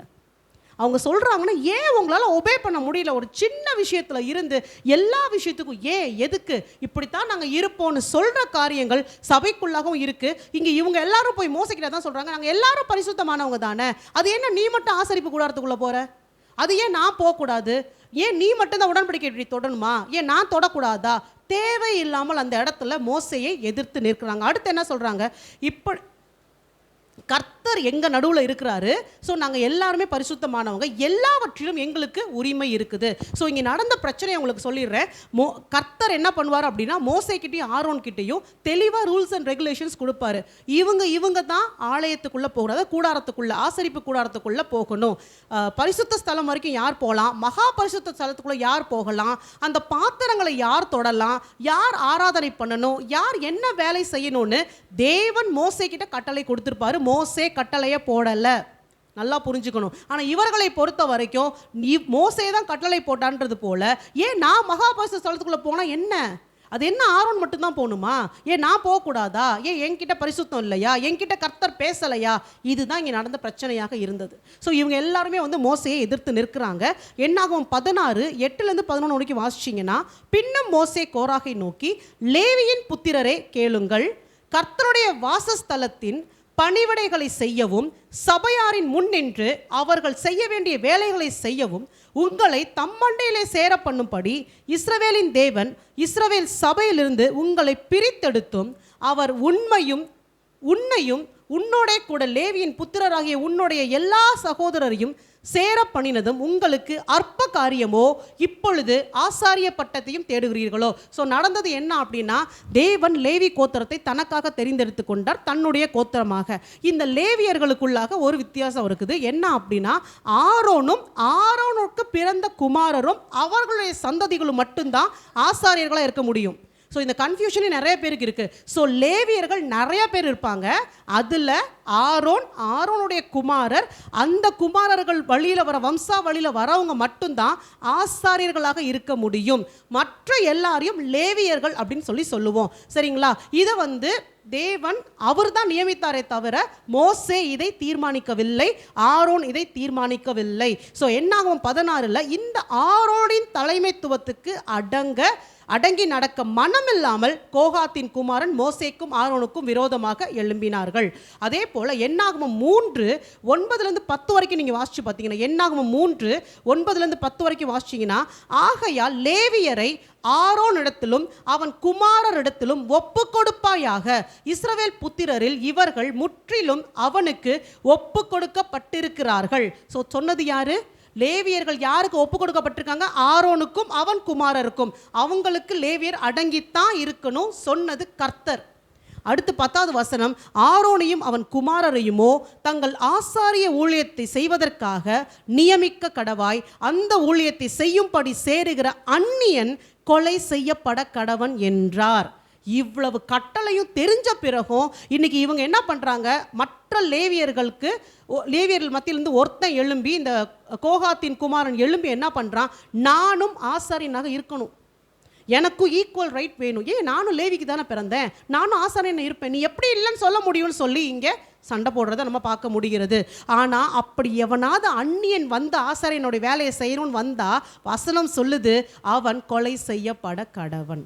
ஸோ இதையும் மோசே சொல்லலை. ஸோ லேவியருக்கும் ஆசாரியருக்கும் என்ன வித்தியாசம் அப்படின்னு பார்த்தீங்கன்னா, ஆசாரியர்கள் அந்த மகா பரிசுத்த ஸ்தலத்துக்குள்ளார பிரதான ஆசாரியன் போக முடியும், பரிசுத்த ஸ்தலத்துக்குள்ளே மற்ற ஆசாரியர்கள் போவாங்க. அதே போல் அவங்க எல்லாருமே என்ன பண்ணுவாங்கன்னா, அந்த ஆலயத்தில் இருக்கிற முக்கியமான பரிசுத்தமான பொருட்களை தொடுவதற்கோ எடுத்து பேக் பண்ணுறது இதெல்லாம் ஆசாரியர்கள் செய்வாங்க. சரிங்களா? லேவியர்களை பொறுத்த வரைக்கும் பேக் பண்ண பொருட்களை தூக்கிட்டு போகிறது, அதெல்லாம் அதே போல் சர்ச் ஆக்டிவிட்டிஸ் க்ளீன் பண்ணுறது, மெயின்டைன் பண்ணுறது, பாட்டு பாடுறது, இல்லை ஏதாவது மக்களுக்கு சொல்லணும்னா சொல்கிறது, இது எல்லாத்தையும் லேவியர்கள் செய்வாங்க. குறிப்பாக பலி செலுத்துவது ஆசாரியர்கள் தான், லேவியர்கள் பலி செலுத்த முடியாது. இந்த மாதிரி சில டிஃப்ரென்சஸ் இருந்தது. எங்கேயுமே ஆண்டவர் லேவியர்களை குறைவாக வைக்கலை. ஆனால் இவங்க நினச்சிக்கிட்டாங்க, பத்தியா எங்கள் கூட தான் பிறந்தாங்க, ஆனால் ஆரோனுடைய பிள்ளைங்களுக்கு மட்டும் ஒரு விசேஷம் என்ன அப்படின்னா அவங்க ஆசாரியர்களாக இருக்க முடியும், அப்போ நாங்கள் என்ன குறைவானவர்களான்னு சொல்லி ஒரு கூட்ட லேவியர்கள் இந்த இடத்துல எழும்பி பிரச்சனையை பண்ணுறாங்க. அடுத்து நீங்கள் பாருங்களேன், எப்பயுமே அந்த ஆசரிப்பு கூட நகரும் போது என்ன பண்ணுவாங்கன்னா, அந்த பொருட்களை எல்லாம் பேக் பண்ணி துணி போட்டு மூடிடுவாங்க. துணி போட்டு மூடிட்டு ஆசாரியர்கள் மூடிடுவாங்க. மூடின பிறகு அதை சுமக்கிறதுக்கு தான் லேவியர்கள் வருவாங்க. அதை பார்ப்பதற்கு கூட லேவியர்களுக்கு சில பொருட்களை பார்க்க அனுமதி கிடையாது. சரிங்களா? ஸோ என்னாகமம் 4வது அதிகாரத்தில் இது இன்னும் தெளிவாக ஆண்டவர் சொல்கிறாரு. என்னாகமம் 4:17-20 வரைக்கும் கர்த்தர் மோசேயும் ஆரோனையும் நோக்கி, லேவியருக்குள்ளே கோகாத் வம்சமாகிய கோத்திரத்தார் அழிந்து போகாதபடி பாருங்கள். தெளிவாக ஆண்டவர் அங்கே சொல்லிட்டாரு. என்ன சொல்றாரு? லேவியருக்குள்ளே கோகாத் வம்சமாகிய கோத்திரத்தார் அழிந்து போகாதபடி பாருங்கள். அவர்கள் மகா பரிசுத்தமானவைகளை கிட்டுகையில் சாகாமல் உயிரோடு இருக்கும் படிக்கு நீங்கள் அவர்களுக்காக செய்ய வேண்டியது, ஆரோனும் அவன் குமாரரும் வந்து அவர்களில் அவனவன் செய்யும் வேலைக்கும் அவனவன் சுமக்கும் சுமைக்கும் நியமிக்க கடவர்கள். அவர்களோ சாகாத படிக்கு பரிசுத்தமானவைகள் மூடப்படும் போது பார்க்கிறதற்கு உட்பிரவேசியாமல் இருப்பார்களாக என்றான். ஸோ ஆரோனும் அவன் குமாரரும் என்ன பண்ணணும்? வந்து இந்த கோகாத்தின் புத்திரருக்கு கட்டளை கொடுக்கணும். இன்னைக்கு நீ இந்த பொருளெல்லாம் தூக்கிட்டு போகணும், இன்னைக்கு நீ இந்தந்த வேலையை செய்யணும்.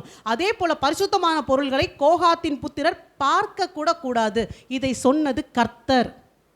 ஆனால் இது அவங்க மனசில் எப்படி வந்துருச்சுன்னா, மோசேயும் ஆரோனும் மிஞ்சி போகிறார்கள், ஓவராக எங்கள் மேலே அதிகாரம் செலுத்துகிறாங்க, எங்களை ஓரம் கட்டுறாங்க, எங்ககிட்டையும் கர்த்தர் இருக்கிறாரு, ஏன் நாங்களும் எல்லாத்தையும் தொடலாமே, இவங்க யார் எங்களை ஒடுக்குவதற்குன்னு சொல்லி தவறாக புரிந்து கொண்டு மோசேக்கும் ஆரோனுக்கும் எதிர்த்து நிற்கிறாங்க. ஸோ இதை கோகாத்தியரால் ஏற்றுக்கொள்ள முடியவில்லை. ஆரோன் மேலும் மோசேயின் மேலும் பொறாமை கொண்டு அவர்களுக்கு விரோதமாக கூட்டம் கூடினார்கள். அதனால தான் மோசே சொல்றாரு, இப்பொழுது ஆசாரிய பட்டத்தையும் தேடுகிறீர்களா அப்படின்னு மோசே கோபமாக பேசுகிறாரு. சரிங்களா? அடுத்து என்னாகமம் 16:11 இதற்காக நீயும் உன் கூட்டத்தார் அனைவரும் கர்த்தருக்கு விரோதமாகவே கூட்டம் கூடினீர்கள், ஆரோனுக்கு விரோதமாக நீங்கள் முறுமுறுக்கிறதற்கு அவன் எம்மாத்திரம். ஸோ மோசே சொல்லிட்டாரு, நீ எங்களுக்கு விரோதமாக முறுமுறுக்கலப்பா, ஆரோனுக்கு விரோதமாகவும் எனக்கு முன்னாலும் இல்லை, கர்த்தருக்கு முன்பாக நீ முறுமுறுக்கிற. ஸோ தேவன் தங்களுக்கு நியமித்த ஊழியத்தை அற்பமாக எண்ணி அதை அசட்டை பண்ணினார்கள். இவங்க பண்ண தப்பு அதுதான். தேவன் தங்களுக்கு நியமிக்காததை செய்ய கூட்டம் கூடி கலகம் செய்தார்கள். தேவன் சபைக்கு தலைவராக நியமித்தவர்களை எதிர்த்தார்கள். இது இன்னைக்கு சபையில் இருக்கா இல்லையா? இன்னைக்கு சபைகளில் இருக்கா இல்லையா?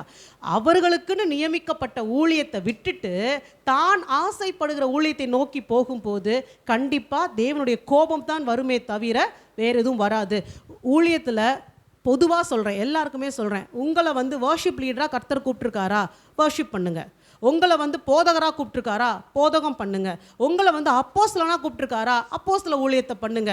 அப்போஸ்தல ஊழியத்துக்கு அழைக்கப்பட்ட பிறகு நான் சபை வச்சு நடத்துவேன், இல்லை சபைக்கு அழைக்கப்பட்ட பிறகு நான் இவாஞ்சலிசம் பண்ணுவேன், எல்லாமே ஊழியம் தானே. அப்படி கிடையாது.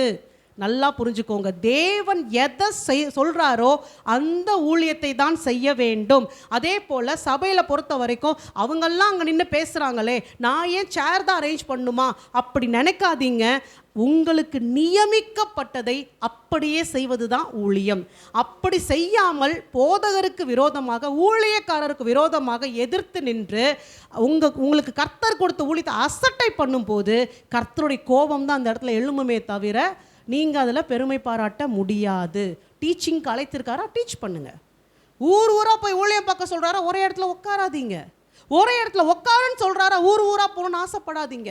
அடுத்த ஊழியக்காரவங்களை பார்த்து நீங்கள் மோட்டிவேட் ஆகாதீங்க. கர்த்தர் என்ன சொல்கிறாரோ அதை பாருங்க. கர்த்தர் மட்டும்தான் ரோல் மாடல், வேற யாருமே கிடையாது. உங்கள் பிள்ளைகள் மேலே திணிக்காதீங்க. நாளைக்கு நீ என் சபையை பார்க்கணும், நாளைக்கு நீ இப்படி தான் இருக்கணும். அவங்களுக்கு கர்த்தர் என்ன நியமித்திருக்காரோ அந்த ஊழியத்தில் அவங்கள சப்போர்ட் பண்ணி விட்டுருங்க. கர்த்தர் நடத்துவார். எக்காரணத்தை முன்னிட்டும் கர்த்தர் சபைக்கு தலைவர்களாக நியமித்தவர்களை எதிர்த்து நிற்க கூடாது, அவர்களை குறை சொல்லக்கூடாது. அவர்கள் அல்ல, தேவன் அனுமதிக்கலனா அந்த இடத்துல அவங்களால நிற்க முடியாது. இதை புரிந்து கொள்ள வேண்டும். சரிங்களா? ஸோ ரொம்ப சிம்பிளாக சொல்லணும்னா, நினிவேக்கு போக சொன்னால் நினிவேக்கு போங்க, தர்ஷீஸ்க்கு போகாதீங்க.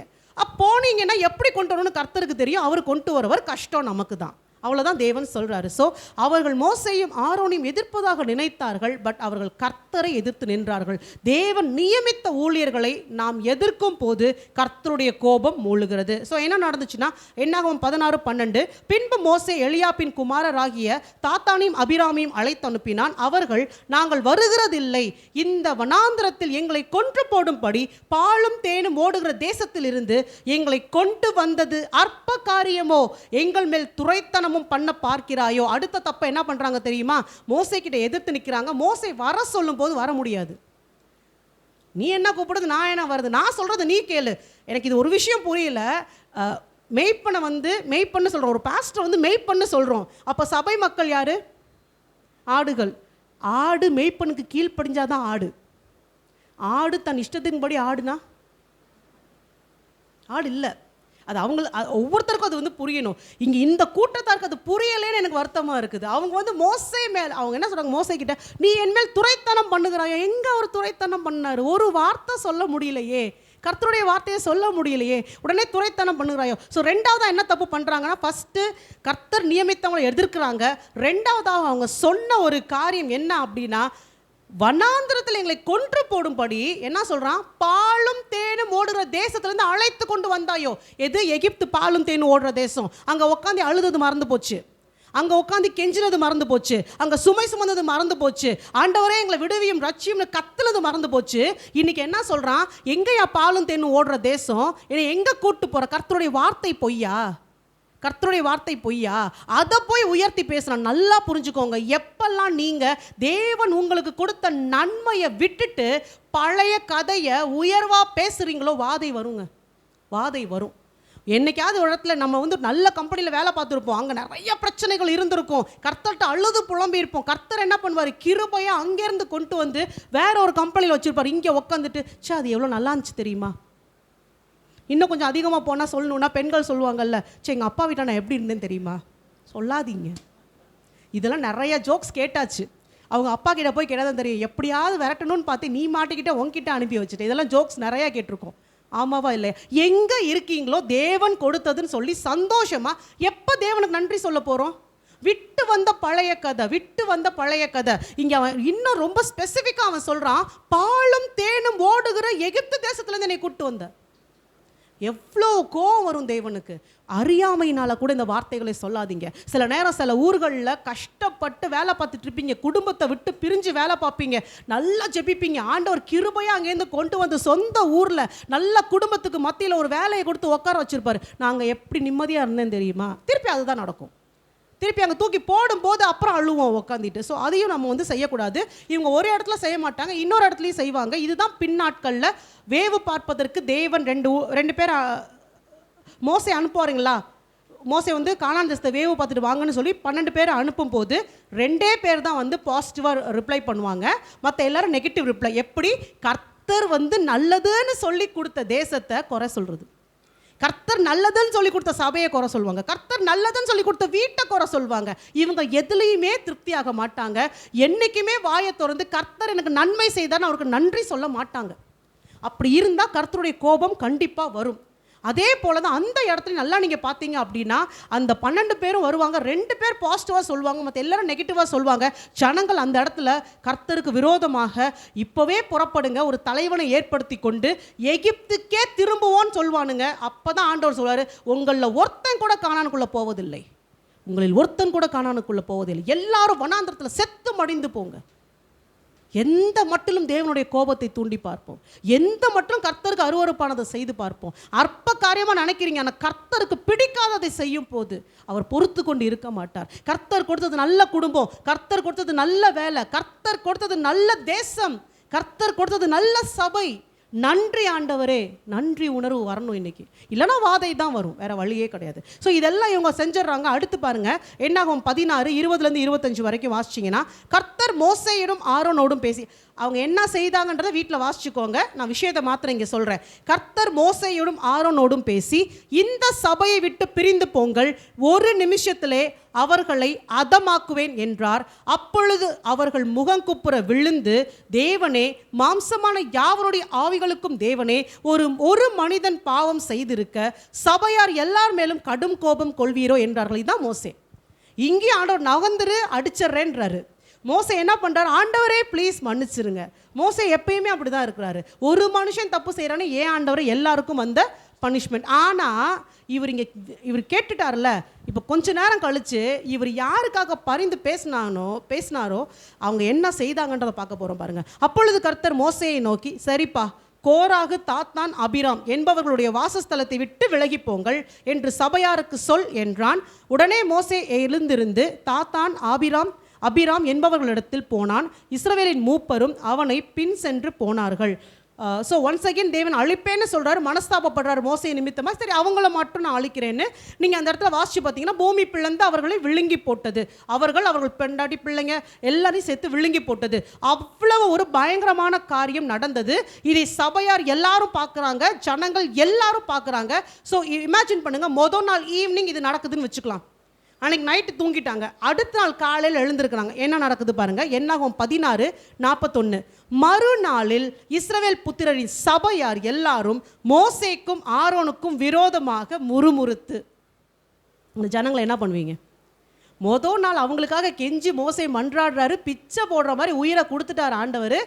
அந்த தப்பு பண்ணவனுங்களுக்கு எப்பேற்பட்ட தண்டனை கிடைச்சிதுன்றதை பார்த்த பிறகும் நைட்டு தூங்கி காலையில் எழுந்திரிச்சு வந்து திருப்பியும் மோசேக்கும் ஆரோனுக்கும் விரோதமாக முறுமுறுக்கிற ஜனங்களை தேவன் என்ன செய்வார்? இதைத்தான் நான் முன்னாடி இருந்த இந்த காரியத்திலையும் சொன்னேன். சில பேருக்காக கண்ணீர் விடும்போது மாற மாட்டாங்க. சில பேர் மேலே பட்டயம் வந்தால் ஒழிய அவர்கள் திருந்த மாட்டார்கள். இந்த ஜனமே அதற்கு உதாரணமாக இருந்தார்கள். முறுமுறுத்து, நீங்கள் கர்த்தரின் ஜனங்களை கொன்று போட்டீர்கள் என்றார்கள். ஹல்லேலூயா. கொன்னது யாரு? கர்த்தர். கோவம் மூட்டினது யாரு? ஜனங்க. இதில் மோசே எங்கேருந்து வந்தார்? இன்னைக்கு சபையில் ஒரு குடும்பத்தில் எப்படி வேணாலும் எடுத்துக்கோங்க, தப்பு பண்ணுறது ஜனங்க, திறப்பில் நிற்கிறது பாஸ்டர், அதுக்கும் கீழ்ப்படியாமல் போகிறது ஜனங்க. கர்த்தர் தண்டனை கொடுக்கும் போது பாஸ்டர் தாங்க எல்லாத்துக்கும் காரணம்னு சிம்பிளாக முடிச்சிருவாங்க. இன்னைக்கு நடக்குதா இல்லையா? இதில் அடுத்த விஷயம், இது இஸ்ரவேல் சபைக்குன்னு சொல்லப்பட்டிருக்கு. யாருக்கு அது பொருந்துமோ அது அவர்களுக்கு பொருந்தும். யாருக்கு பொருந்துமோ அது அவர்களுக்கு பொருந்தும். ஏன்னா நல்ல சபைகள் இருக்கத்தான் செய்யுது, அதற்காக சில கெட்ட சபைகள் இல்லைன்னு சொல்ல முடியாது.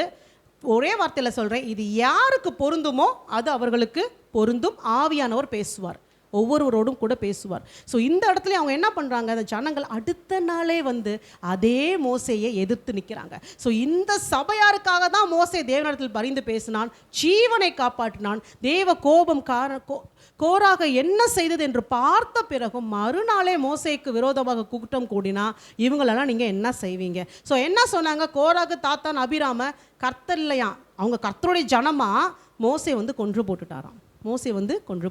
ஸோ எப்போதெல்லாம் தேவன் ஜனங்களை அழிப்பேன் என்று சொல்லி நாம் அவர்களுக்காக தேவ சித்தத்தை எதிர்த்து நின்று ஆத்தும பாரம் என்று சொல்லி மன்றாடுகிறோமோ, முடிவிலே தேவன் சொன்னது தான் நடந்தது. So it's a warning for every one. நீங்கள் கர்த்தர் சில நேரத்தில் நம்ம பிள்ளைகளையே கூட, நீ நகர்ந்துரு, நான் 2 தட்டி புத்தி சொல்கிறேன்னு கர்த்தர் சொன்னால் விட்டுருங்க. நீங்கள் எவ்வளோ கெஞ்சினாலும் பிள்ளைங்க கேட்காது. அது ஆண்டவர்கிட்ட சொன்னால் அவர் ஸ்டைலில் அவர் எப்படி வேணாலும் மாற்றிடுவார். நீங்கள் வேண்டான்னு தடுத்து நிற்கிற வரைக்கும் பிள்ளையும் வீணாக போயிட்டுருக்குது, கர்த்தருக்கும் கோபம் மூண்டு கொண்டே இருக்கிறது, மறந்துடக்கூடாது. ஸோ எல்லா இடத்துலையும் பார்த்தா இந்த மோசே இந்த ஜனத்துக்காக, இப்போ அவருக்கு எய்த்து முறுமுறுக்கிறாங்க இல்லையா, இவங்களுக்காகத்தான் சீனாய் மலையில் மோசே தேவன்கிட்ட என் பேரையாவது ஜீவ புஸ்தகத்திலேருந்து கிறுக்கி போடுங்கள், மறந்து போகக்கூடாது. இன்றைக்கி நம்ம பார்த்து வளர்க்குற பிள்ளை அப்படி எல்லாம் செய்கிறோம், அது நம்மளை எய்த்து நிற்கும் போது எவ்வளோ வலிக்குது. மோசைக்கு எப்படி இருந்திருக்கும், என் பேரையாவது கிறுக்கி போடுங்க ஆண்டவரை, இந்த ஜனத்துக்காக நின்னாரு. ஆனால் கர்த்தர் சொன்னது போலவே இந்த ஜனம் கடைசி வரைக்கும் மனம் திரும்பவே இல்லை. அன்னைக்கே ஆண்டவர் சொல்ல, நான் அழித்து போடுவேன். அதுதான் கடைசியில் நடந்துச்சு. இத்தனை கண்ணீர், இத்தனை ஜபம், இத்தனை பரிந்துரை, இத்தனை மன்றாட்டு எல்லாத்தையும் அசட்டை பண்ணி ஆண்டவரை எதிர்த்து பாவம் செய்து மோசையை எதிர்த்து அழிந்து போனார்களே தவிர ஒருத்தனும் பிழைக்கலையே, ஒருத்தனும் போலையே கானானுக்குள்ளாக. இன்னைக்கு நாம் என்ன செய்து கொண்டு இருக்கிறோம்? ஸோ ஆல்சோ மோசையும் ஆரோனும் கானானை, இதில் இன்னும் வேதனையான விஷயம் என்னன்னா, மோசையும் ஆரோனும் கானானை சுதந்திரிக்கல. ஆமாவா இல்லையா? இவங்களுக்காக பறிஞ்சு பேசி கடைசியில் அவங்களையும் சேர்த்து காலி பண்ணிட்டாங்க. சில பேரை நம்ம பாவப்பட்டு விட்டு வச்சோன்னா நமக்கும் சேர்த்து அந்த இடத்துல ஒரு பிரச்சனை வருதுன்றத தயவு செய்து மறந்து போகாதீர்கள். ஸோ ஆண்டவர் பட்டயத்தை எடுக்க சொன்னால் ஊழியக்காரர்களே, சபையின் தலைவர்களே, இல்லை குடும்பத்தின் தலைவர்களே பட்டயத்தை எடுத்துருங்க. இல்லைனா நீங்களும் சேர்ந்து அவங்களோட தள்ளப்படுற அளவுக்கு அவங்க கூப்பிட்டு போயிடுவாங்க. வாங்க பாஸ்டர் சேர்ந்து போகலான்னு நம்மளை அவங்க பாதையில் கூப்பிட்டுட்டு போயிடுவாங்க. ஸோ இதுலேருந்து நம்ம தெரிந்து கொள்ள வேண்டியது, எகிப்தை உயர்த்தும் போது உங்களுக்கு அழிவு உண்டு. போதகர்களை இல்லை அந்த சபையின் தலைவர்களை எதிர்த்து பேசும்போது அழிவு கண்டிப்பாக உண்டு. ஒரு ஜோக் சொல்கிறேன் உங்களுக்கு, இதோட நான் முடிக்கிறேன். இது நான் கேட்ட காரியம் தான். நம்ம எப்பயுமே ஒரு திருப்தி வராது தெரியுமா, நமக்கு இப்போ இருக்கிற ஆசீர்வாதத்தை நினைக்காம பழசையே பேசுவோம் தெரியுங்களா. அதுக்கு ஒரே ஒரு உதாரணம் சொல்கிறேன். ஒரு ஜோக் பார்த்தது, ஒரு லேடி வந்து வீட்டில் பாத்திரம் தைச்சிட்டே இருக்காங்க. புலம்புறாங்க, ஐயோ நான் இவ்வளோ பாத்திரம் தைக்கிறேன், வீடு கூட்டுறேன், இது துணி மடிக்க வேண்டியது இருக்குது, இந்த வேலை இருக்குது, அந்த வேலை இருக்குது, நான் ஸ்கூலில் படிச்சுட்டே இருந்திருக்கலாம் பேசாமல், எவ்வளோ நிம்மதியான ஒரு வாழ்க்கைன்னு. அப்போ அவங்க மைண்டில் வந்து வார்த்தைகள் வருது, ஸ்கூல் வேணுமா உனக்கு, ஃபிசிக்ஸ் படிக்கணும், கெமிஸ்ட்ரி படிக்கணும், மேக்ஸ் படிக்கணும்னு. அவள் அப்படியே பிரமிச்சு போய், இல்லை ஆண்டவரே நான் பாத்திரமே தேய்க்கிறேன். இதுதான் இன்றைக்கி நம்ம நிலமை. நம்ம குறை சொல்லும்போது இதுதான் நடக்கிறது. ஸோ 42, சபையார் மோசேக்கும் ஆரோனுக்கும் விரோதமாக கூடி ஆசரிப்பு கூடாரத்துக்கு நேரே பார்க்கிற போது மேகம் அதை மூடினது, கர்த்தரின் மகிமை காணப்பட்டது. மோசேயும் ஆரோனும் ஆசரிப்பு கூடாரத்துக்கு முன்பாக வந்தார்கள். அப்பொழுது கர்த்தர் மோசேயை நோக்கி, இந்த சபையாரை விட்டு விலகி போங்கள், ஒரு நிமிஷத்தில் அவர்களை அதமாக்குவேன் என்றார். அவர்கள் முகங்குப்புற விழுந்தார்கள். ஆனால் அந்த ஜெபத்திற்கு கர்த்தர் கேட்கவே இல்லை.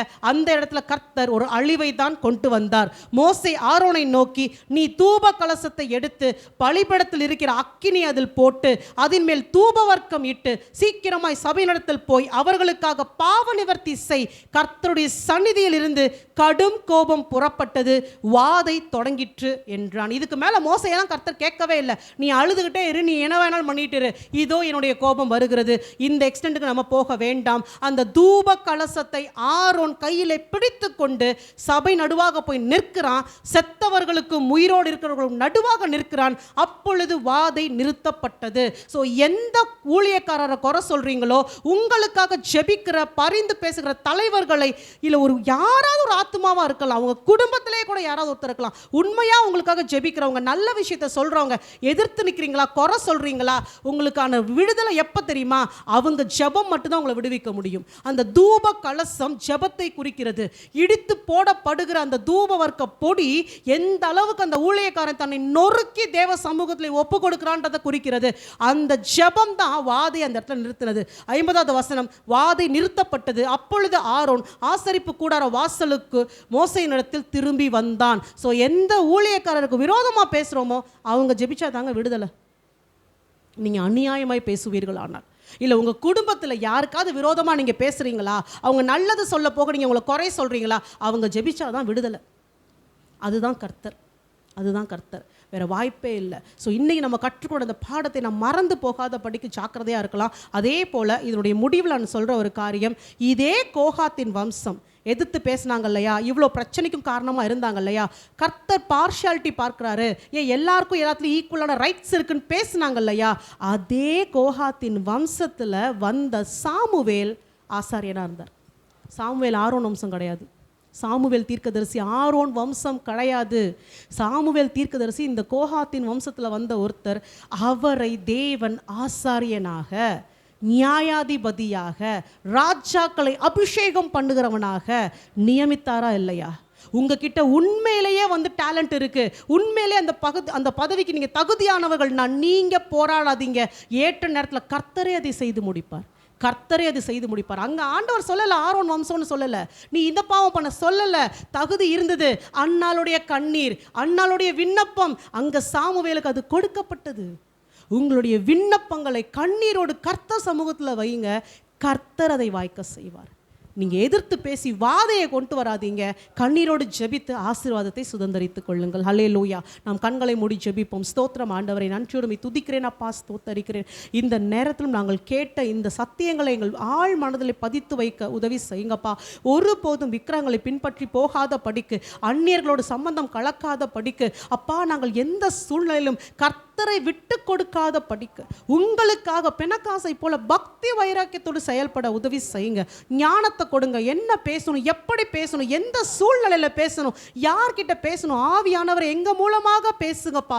ஏற்ற வார்த்தைகளை பேசுங்கப்பா. நாங்கள் உங்களை திருப்திப்படுத்தணும்ப்பா. மனுஷர்களை அல்ல, ஆத்துமாக்களை அல்ல, ஊழியங்களை அல்ல, ஊழியக்காரர்களை அல்ல. நாங்கள் கர்த்தரை திருப்தி செய்யணுமே, கர்த்தருக்கு பிரியமாய் நடந்து கொள்ளணுமே. அந்த கிருபையை எங்களுக்கு தாங்கப்பா.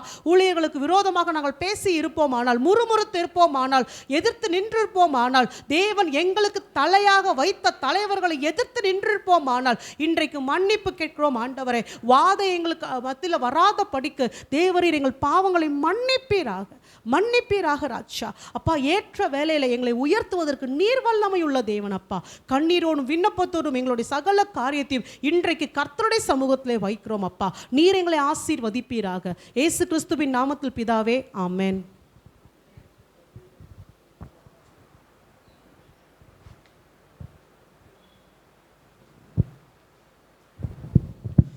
என் ஆத்துமாவே கர்த்தரை ஸ்தோத்திரி, என் முழுமே ஒரு பரிசுத்த நாமத்தை ஸ்தோத்திரி. என் ஆத்துமாவே கர்த்தரை ஸ்தோத்திரி, கர்த்தர் செய்த சகல உபகாரங்களையும் மறவாதே. ஆமேன். நம்முடைய கர்த்தராகிய இயேசு கிறிஸ்துவின் கிருபையும் பிதாவாகிய தேவனுடைய அன்பும் பரிசுத்த ஆவியானவருடைய ஐக்கியமும் சமாதானமும் பாதுகாப்பும் இன்றும் என்றும் சதா காலங்களிலும் நம் அனைவரோடும் இருப்பதாக. Amen, amen. Praise the lord, praise the lord, praise the Lord.